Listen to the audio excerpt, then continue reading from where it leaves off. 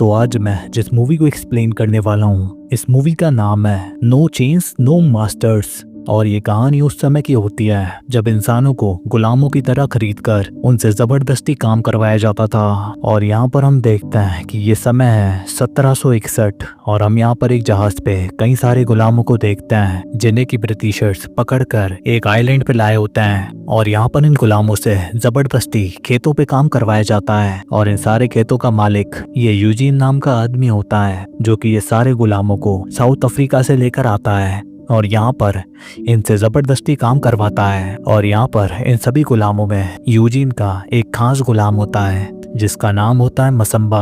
और आज यहाँ पर यूजीन मसम्बा को समझा रहा होता है कि मैं जरा काम से बाहर जा रहा हूँ, तो इन सारे गुलामों के ऊपर कड़ी नजर रखना और देखना कहीं ये कोई मक्कारी ना करें। अब यहाँ पर ये जो मसम्बा होता है ये भी इन्हीं गुलामों की तरह होता है, लेकिन क्योंकि मसम्बा को दो भाषाएं आती थी, एक गुलामों की और इन ब्रिटिशर्स की, तो गुलामों को इनकी भाषा समझाने के लिए मसम्बा एज अ ट्रांसलेटर काम करता है। लेकिन यहाँ पर यूजीन मसम्बा को C0 कहकर बुलाता है, जिससे यहाँ पर बाकी गुलामों को ऐसा लगता है कि असल में मसम्बा गद्दार है और वो इन गोरे लोगों का असल में एक कुत्ता है। और यहाँ पर हम देखते हैं कि मसम्बा की एक बेटी भी होती है जिसका नाम होता है माटी। और यहाँ पर काम खत्म होने के बाद मसम्बा रात में अपनी बेटी माटी को इंग्लिश भाषा सिखा रहा होता है, क्योंकि वो जानता है कि अगर उसकी बेटी को दो भाषाएं आएंगी तो उसकी बेटी को ज्यादा मजदूरी नहीं करनी पड़ेगी। अब यहाँ पर रात को माटी अपने डैड को बताती है कि डैड, मेरी दोस्त रूबा ने मुझे बताया है कि यहाँ से साउथ ईस्ट में एक गाँव है जिसका नाम है फिबिनो, जहाँ पर जो गुलाम भाग चुके हैं वो उस गांव में रहते हैं। और माटी भी असल में इस गुलामी से भाग जाना चाहती थी, लेकिन यहाँ पर मसम्बा उसे समझाता है कि मैंने ऐसे किसी गांव के बारे में नहीं सुना और ये गांव सिर्फ एक अफवाह भर है। और वो कहता है कि तुम चुपचाप पढ़ाई करो। लेकिन अगली सुबह हम देखते हैं कि यूजीन और उसके आदमियों ने एक गुलाम को पकड़ा होता है जो कि यहाँ से भागने की कोशिश कर रही थी। और यहाँ पर इस गुलाम ने पहली बार यहाँ से भागने की कोशिश की होती है, इसलिए उसकी पीठ पर गर्म लोहे की सलाख रखकर निशान बना दिया जाता है। और यहाँ पर मसम्बा सभी को बता रहा होता है कि अगर तुम दूसरी बार पकड़े गए तो तुम्हारे कान और हाथों को काट दिया जाएगा। और तभी हम एक गुलाम को देखते हैं जो कि दूसरी बार भागा होता है और यहाँ पर ये लोग उसके कान काट देते हैं। और इसके बाद यूजीन मसम्बा के पास आता है और मसम्बा से कहता है कि इन सभी को ये बता दो कि अगर किसी ने भी यहाँ से तीसरी बार भागने की कोशिश की तो उसकी सजा बस मौत है। अब इसके बाद रात को हम देखते हैं कि गार्ड ने माटी के साथ गलत काम किया होता है और इस वजह से यहाँ पर माटी को दौरे आ रहे होते हैं। तो यहाँ पर मसम्बा उसे गले से पकड़ता है और वो तब तक उसे सीने से लगा के रखता है जब तक वो शांत नहीं हो जाती। लेकिन अब माटी ये सब कुछ और नहीं सह सकती, इसलिए वो अपने पिता से कहती है कि डैड, हमें अपने सारे मालिकों को मारकर यहाँ से भाग जाना चाहिए। और वो यहाँ पर कहती है कि बाकी गुलाम भी आपकी बात मानेंगे, क्योंकि बाकी लोग भी मसम्बा को एक लीडर की तरह ही देखते हैं। लेकिन इस बात के लिए मसम्बा मना कर देता है और वो माटी से कहता है कि जरा तुम अपने भविष्य के बारे में सोचो। अगर तुमने अच्छे से पढ़ाई की और अगर तुम मालिकों के साथ थोड़े समय तक रही तो तुम्हें कोई छोटा मोटा सिलाई करने का काम वहाँ पर मिल जाएगा और इस तरीके से तुम इस मजदूरी से बाहर निकल सकती हो। अब इसके बाद अगले दिन मसम्बा को यूजीन अपने मेन घर पे बुलाता है, जहाँ पर यूजीन कुछ बहुत ही VIP लोगों के साथ बैठा होता है। और यहाँ पर बैठा हुआ गवर्नर ये जानता है कि मसम्बा को दो भाषाएं आती हैं, इसलिए वो मसम्बा से कहता है कि तुम हमें गुलामों को जानने में हमारी मदद करो, गुलामों के दिमाग में जो हमारे खिलाफ चल रहा है उसके बारे में पता करो। और यहाँ पर गवर्नर मसम्बा से भी पूछता है क्या हमें उन गुलामों को छोड़ देना चाहिए। तो तब यहाँ पर मसम्बा कहता है कि काले लोग तो बने ही होते हैं गुलामी करने के लिए। लेकिन मसम्बा के नजर उठाकर बात करने की वजह से यहाँ पर गवर्नर काफी गुस्से में आ जाता है, जिसके बाद यहाँ पर यूजीन उसे तुरंत यहाँ से बाहर निकाल देता है। लेकिन यहाँ पर यूजीन का एक बेटा होता है जिसका नाम होता है ऑनर, और वो यहाँ पर अपने पिता यूजीन को समझाता है कि मसम्बा को मैंने ही दूसरी भाषा सिखाई है और मैं बचपन से ही उसे देखता आ रहा हूँ और मैं उसी के साथ इस खेत में पड़ा हुआ हूँ। और मसम्बा को सिखाने से मुझे यह एहसास हुआ कि काले लोग भी इंसान ही होते हैं। लेकिन यहाँ पर गवर्नर यूजीन की बात काटकर मैडम लतोर के बारे में पूछता है और ये मैडम लतोर भागे हुए गुलामों को पकड़ने वाली एक औरत होती है और उसकी सोच ऑनर से बिल्कुल ही उलट होती है। लेकिन अब इसके बाद गुलामों के साथ जो व्यवहार हो रहा है उसे लेके यहाँ पर बहस छिड़ जाती है। तो यहाँ पर यूजीन को परेशानियों से बचने के लिए अपने बेटे ऑनर को चुप करवाना पड़ता है। लेकिन आज की हुई बहस से गवर्नर को यह समझ में आ गया था कि यूजीन का बेटा ऑनर अपने इलाके पे सही तरीके से ध्यान नहीं दे रहा। और इसके बाद जब सब लोग चले जाते हैं तब यूजीन अपने बेटे ऑनर को अपने आज के बर्ताव के लिए, उसकी सोच के लिए जोरदार थप्पड़ मारता है। और इसके बाद वो मसाम्बा को बुलाता है और वो मसाम्बा से कहता है कि आज के बाद उसके सारे स्पेशल अधिकार आज से खत्म होते हैं और आज से मसाम्बा को बाकी गुलामों की तरह ही खेतों में काम करना पड़ेगा और अब से वो अपनी बेटी के साथ भी नहीं रह सकेगा।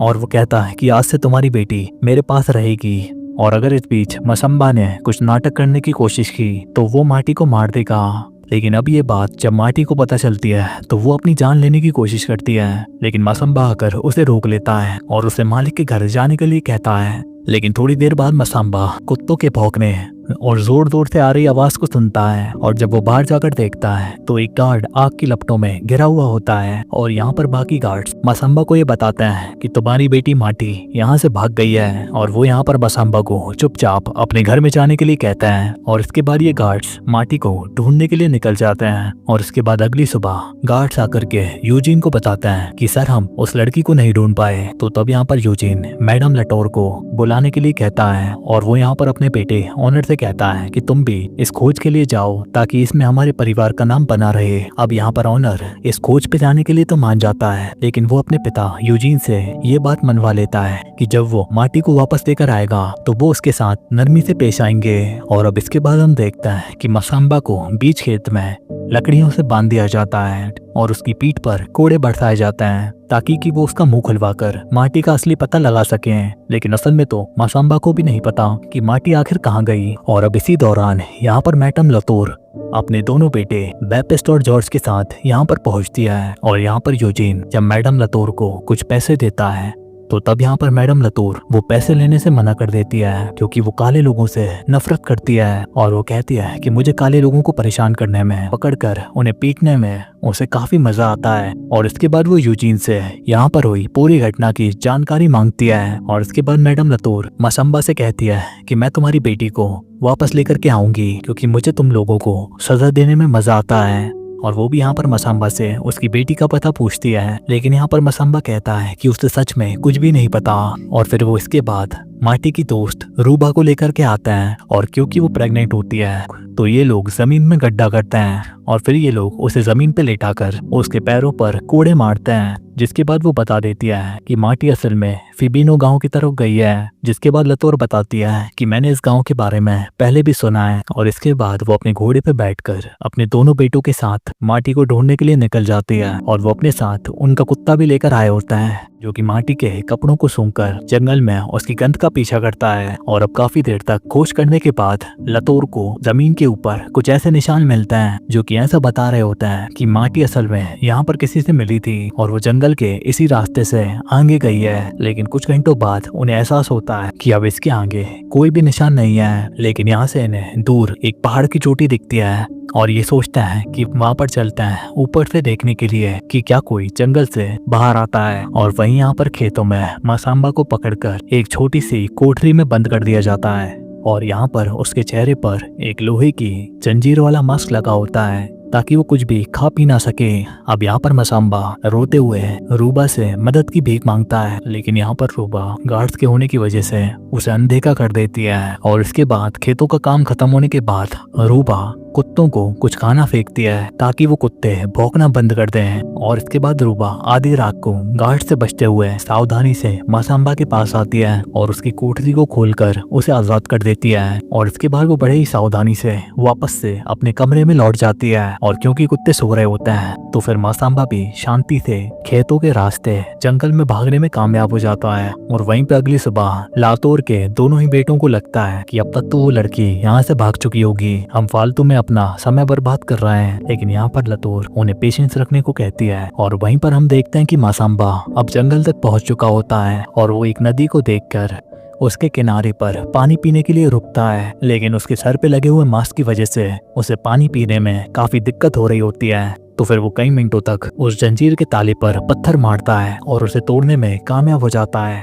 जिससे कि वो मास्क उतर जाता है और इसके बाद वो कुछ डालियां लेता है और सूरज की आ रही धूप से ये पता लगाता है कि आखिर कौन सी दिशा सही है और इसके बाद वो अपनी बेटी की तलाश में निकल जाता है। अब उसी रात को लतोर अपने बेटों के साथ खाना खा रही होती है और तभी वो ऑनर को खाने से पहले प्रेयर करने की सलाह देती है और वो ऑनर को बिना प्रेयर करे खाना खाने के लिए डांटती है और इसके बाद वो अपने दोनों बेटों को प्रेयर करने पर मजबूर करती है और वो उन तीनों को बताती है कि हमेशा से ईश्वर उसका मार्गदर्शक रहा है और ईश्वर ने ही उसे हमेशा हर अंधेरे से बचाया है। लेकिन यहाँ पर ऑनर पहले से ही उसकी कहानी सुन चुका है और उसे पता है कि लतूर का बचपन में शोषण हुआ था और बचपन में ही उसकी अनचाही शादी हो गई थी और इस आइलैंड पर सबसे पहला तलाक उसी का हुआ है। तो तब यहाँ पर ऑनर भी कहता है कि मैडम लतूर, आप एक अकेली ऐसी महिला हो जो कि यहाँ के गुलामों की हकीकतों को जानती हो और आप जानती हो कि वो किस परिस्थिति में जिंदा हैं और इन लोगों को कितनी भयानक परिस्थितियों से गुजरना पड़ता है। तो आपको कम से कम इन लोगों से थोड़ी हमदर्दी तो रखनी चाहिए। लेकिन यहाँ पर लतौर जोर दे करके कहती है कि चर्च ने ये पहले ही साबित कर दिया है कि इन काले लोगों में आत्मा नहीं होती और मैं कम से कम चर्च के फैसलों पर तो सवाल नहीं उठा सकती। और इसके बाद हम देखते हैं कि अगली सुबह मसाम्बा पहाड़ चढ़ने की कोशिश करता है और ये सब लतोड़ देख लेती है। और यहाँ पर मसाम्बा जब पेड़ों के बीच भटकने लगता है तो तब उसे एक आवाज सुनाई देती है और यहाँ पर इस बीच वो एक आदमी से मिलता है जिसका नाम होता है काबे। और यहाँ पर काबे उसे रास्ता दिखाता है और यहाँ पर उसके साथ एक औरत भी होती है जिसके पास अपना एक बच्चा है और ये सभी मिलकर लतौर के ग्रुप से छुप जाते हैं क्योंकि लतौर और उसका ग्रुप भी मसाम्बा की तलाश में यहाँ पर पहुंच गए होते हैं। लेकिन इसी बीच यहाँ पर बच्चा रोने लगता है और उसकी आवाज यहाँ पर लतौर का बेटा पेपिस सुन लेता है, जिस वजह से अब इन लोगों को जितनी तेज हो सके यहाँ से भागना पड़ता है। लेकिन बदकिस्मती से ये ज्यादा दूर तक नहीं भाग पाते तो यहाँ पर काबे औरत और बच्चे को वहाँ पर छुपा देता है और काबे मसाम्बा को एक तलवार भी देता है। और जब यहाँ पर पेपिस्ट आता है तो वो यहाँ पर इन गुलामों के ऊपर गोलियां चलाता है, लेकिन काबे उस गोली से बच जाता है और मसाम्बा बापिस्ट को नीचे गिरा देता है और दोनों के बीच यहाँ पर हाथापाई होती है। और यहाँ पर मसाम्बा उसे बेहोश करने के लिए उसके ऊपर हमला करता है, लेकिन तभी अचानक से मसाम्बा रुक जाता है क्योंकि उसके पीछे ऑनर आकर के उसका नाम पुकारता है और ऑनर यहाँ पर मसाम्बा को सरेंडर करने के लिए कहता है। लेकिन तभी काबे ऑनर के पीछे से आता है और एक ही बार में उसका गला काट देता है और इसके बाद काबे मसाम्बा से भी यही करने के लिए कहता है और इसके बाद वो छुपने के लिए यहाँ से भाग जाता है। लेकिन यहाँ पर मसाम्बा बैपिस्ट को मारने के लिए घूर रहा होता है, लेकिन वो अपनी इंसानियत के चलते उसे नहीं मार पाता और वो बैपिस्ट को छोड़कर वहाँ से भाग जाता है। लेकिन अब इसके बाद जॉर्ज पूरी ताकत से मसाम्बा के पीछे भागता है तो ये देखकर मसाम्बा अपनी पूरी ताकत से भागता है। लेकिन तभी अचानक से एक रेडो नाम का काला आदमी वहां पर आकर मसाम्बा को बचा लेता है और वो मसाम्बा को छुपाने के लिए एक सुरक्षित जगह पर ले जाता है। और यहाँ पर रेडो भी बताता है कि वो भी उसी फिबीनो गांव के पीछे है। और इसके बाद ये दोनों ही एक गुफा में रुकते हैं जहाँ पर रेडो अपना बचा हुआ थोड़ा सा खाना मसाम्बा के साथ बांटता है और अपने पास से एक कमीज भी मसाम्बा को देता है। और यहाँ पर रेडो अपने बारे में बताता है कि वो पहले फ्रांस की तरफ से जंग में लड़ा था और उसे फ्रांस की नागरिकता भी मिल गई थी, लेकिन जब वो इस आइलैंड के ऊपर आया तो इन लोगों ने उसके सारे कागजात जला दिए और मुझे जबरदस्ती गुलामी में धकेलने की कोशिश की। अब इस बीच यहाँ पर लतोर आकर ऑनर के शव को देखती है तो तब यहाँ पर उसका बेटा बैपिस्ट आकर के लतोर से कहता है कि मॉम, उन लोगों ने मुझे बिल्कुल वैसे ही छोड़ दिया जैसे कोई सच्चा ईसाई दूसरों को छोड़ देता है। लेकिन बैपिस्ट की ये बात लतोर और जॉर्ज को बिल्कुल भी पसंद नहीं आती और यहाँ पर लतोर कहती है कि ये सब इसलिए हुआ, तुम इसलिए बच पाए क्योंकि भगवान हमारी रक्षा कर रहे हैं और उन्हीं के लिए हमें अपना शिकार जारी रखना चाहिए। लेकिन यहाँ पर बैपिस्ट अब मसाम्बा का पीछा करने से मना कर देता है क्योंकि मसाम्बा ने असल में उसकी जान को बख्शा होता है और इसके बजाय वो ऑनर के शव को उसके पिता तक पहुंचाने का काम करने का कहता है। लेकिन अब ये देखकर गुस्से में भरा हुआ जॉर्ज अपने भाई बैपिस्ट के ऊपर टूट पड़ता है और वो दोनों यहाँ पर जमीन पर गिरकर एक दूसरे को मार रहे होते हैं। लेकिन यहाँ पर लतोर बिना कुछ कहे उन्हें घूरती रहती है। लेकिन कुछ देर तक संघर्ष करने के बाद बैपिस्ट अपने भाई जॉर्ज को हरा देता है और ऑनर के शव को लेकर जंगल से बाहर की तरफ निकलता है। और इसी बीच हम मसाम्बा को देखते हैं जो कि अपनी बेटी की खोज में आगे बढ़ रहा होता है और वो पेड़ों के निशान को देखकर आगे की तरफ जा रहा रहा होता है। और जब यहाँ पर रेडो उस गुफा से बाहर निकलता है तो वहाँ पर जॉर्ज आकर उसके पैर में एक गोली मार देता है और इसके बाद वो उसके घाव को दबाता है। और यहाँ पर लतूर उससे मासम्बा और मार्टी के बारे में पूछती है, लेकिन यहाँ पर रेडो कुछ भी बोलने से मना कर देता है और वो उनसे कहता है कि असल में ये आइलैंड हम काले लोगों का है। अब ये बात सुनकर लतूर उसे गोली मार देती है और इसके बाद ये दोनों गुफा की तलाशी करते हैं और वहाँ पर उन्हें मासम्बा की पुरानी कमीज मिलती है और फिर उस कमीज को लेकर के वो अपने कुत्ते को देती है, जिसे सुनकर वो कुत्ता मासम्बा की गंध का पीछा करता है और कुछ ही मिनटों में यहाँ पर ये कुत्ता मासम्बा को नदी पार करते हुए ढूंढ निकालता है। और यहाँ पर ये कुत्ता मासम्बा को देखते ही उसके ऊपर झपट पड़ता है और यहाँ पर ये दोनों ही झरने से झील में गिर जाता है। और यहाँ पर मासम्बा पूरी ताकत से उस झरने से बाहर निकलने की कोशिश करता है, लेकिन यहाँ पर वो कुत्ता मासम्बा को पकड़ लेता है और वो मासम्बा के हाथों को अपने दांतों से दबोच लेता है। तो तब यहाँ पर मासम्बा उस कुत्ते से बचने के लिए एक पत्थर उठाता है और उसके सर पर जोर से मारता है और उसके सर पर बार बार मारता है जब तक कि वो कुत्ता मर नहीं जाता। और झरने के ऊपर से लतूर और जॉर्ज देखता है कि मासम्बा जंगल की तरफ भाग रहा है और अगले कुछ घंटों तक मासम्बा यूं ही जंगल में भटकता रहता है उन निशानों को ढूंढते हुए जो कि उसकी बेटी ने इस जंगल में छोड़े होंगे। लेकिन कुछ देर बाद उसे एक जगह पर बैठना पड़ता है क्योंकि उसके शरीर से काफी ज्यादा खून बह चुका था और अब वो काफी कमजोरी महसूस कर रहा था। लेकिन यहाँ पर लतूर और जॉर्ज बारिश में भी मासम्बा की तलाश जारी रखते हैं और आखिरकार उन्हें एक पेड़ पर खून के धब्बे मिलते हैं, जिससे कि उन्हें पता चलता है कि मासम्बा इसी रास्ते से यहाँ से गुजरा है। अब यहाँ पर रात को मासम्बा सपने में अपनी बीवी को देखता है और उसकी पत्नी यहाँ पर उसे सपने में हौसला देती है और वो उससे कहती है कि वो उसका मार्गदर्शन करेगी। और अगली सुबह मासम्बा समुद्र के तट पर पहुंच जाता है, लेकिन वहां पर वो देखता है कि कई सारे काले लोगों के शव वहां पर पड़े होते हैं और वहां पर एक टूटी हुई नाव भी होती है, जिससे ये साफ होता है कि तूफान की वजह से ये लोग मेडागास्कर तक नहीं भाग पाए। और यहाँ पर मासम्बा तट पे पड़े हुए सारे शवों की तलाश करता है कि कोई तो उनमें से जिंदा हो, लेकिन वहां पर कहीं भी उसे माटी नहीं मिलती। तो तब वो निराश होकर वापस से जंगल की तरफ लौटता है और जंगल में यहाँ पर मासम्बा को एक अजीब सी आवाज आती है और जब मासम्बा उसका पीछा करता है तो वहां पर उसे कुछ लोग दिखते हैं।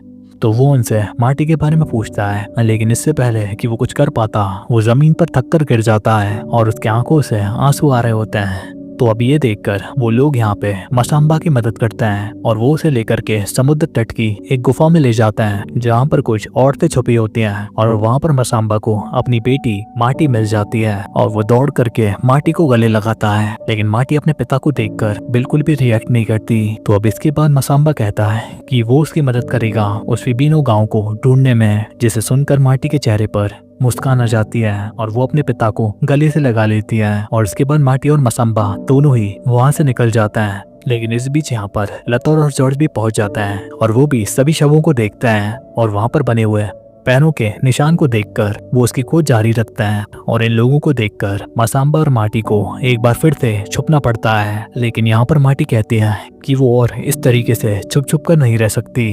तब ये सुनकर तो मासम्बा भी सहमत होता है और वो कहता है कि अब समय आ चुका है एक ठोस प्लान बनाने का। तो फिर उस रात को मासम्बा अपने देवता से प्रे करता है और अपनी वाइफ से कहता है कि उसकी बेटी और उसकी मदद करें। और जैसे ही यहाँ पर चांद की रोशनी ऊपर से आती है, मासम्बा को अपनी पत्नी की आवाज आती है और आवाज में वो सुनता है कि अब वो एक हो चुके हैं।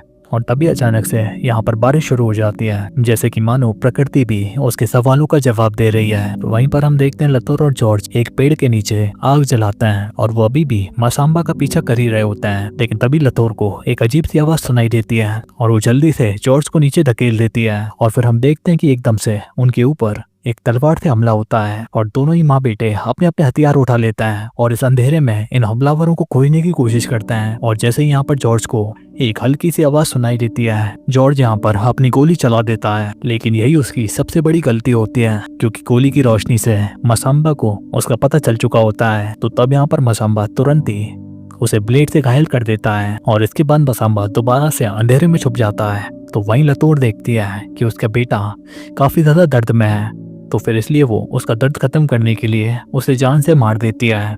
और इसके बाद लतूर एक पेड़ के पास छुप जाती है, लेकिन जैसे ही वो मासम्बा को देखती है वो फिर से उस पेड़ से बाहर निकल जाती है। और जैसे ही आसमान में बिजली कड़कती है, लतूर मासम्बा के कंधे पर एक गोली मार देती है। और जब यहाँ पर मासम्बा दर्द से कर्रा रहा होता है, लतूर जल्दी से अपना चाकू निकालती है, लेकिन जैसे ही वो फिर से उसकी तरफ देखती है, मसाम्बा वहाँ से गायब हो चुका था। तो ये देखकर लतोर काफी डर जाती है और वो भगवान से प्रार्थना करने लगती है। लेकिन तभी मसाम्बा अचानक से उसके पीछे आ जाता है और उसे चाकू मार के वहीं पे खत्म कर देता है। और उसी रात मसाम्बा ये सपना भी देखता है कि उसकी पत्नी जा करके यूजीन के सामने प्रकट होती है और वो यूजीन को एक त्रिशूल से मार देती है। और इसके बाद सुबह मार्टी अपने पिता को उस बेहोशी भरी हालत से उठाती है और मसाम्बा को काफी चोटें लगी होती हैं, तो मार्टी उसकी चलने में मदद करती है। लेकिन यहाँ पर मसाम्बा की हालत काफी ज्यादा खराब होती है और वो वहीं पर गिर जाता है। तो तब ये देखकर मार्टी जोर जोर से रोने लगती है और मदद के लिए पुकारने लगती है। अब यहाँ पर उसकी चीखें सुनकर कुछ गुलामों का ध्यान